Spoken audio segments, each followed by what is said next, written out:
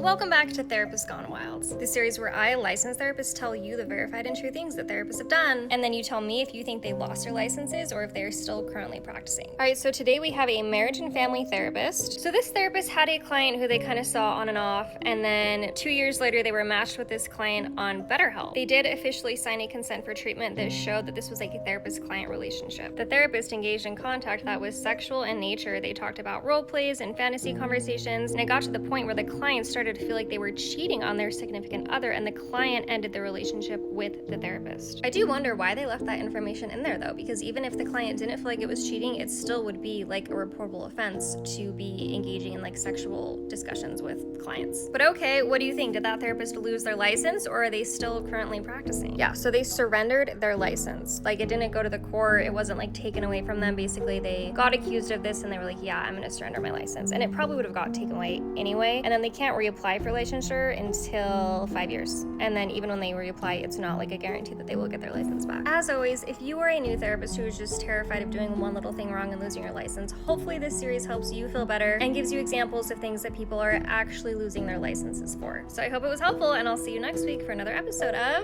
Therapists Gone Wild.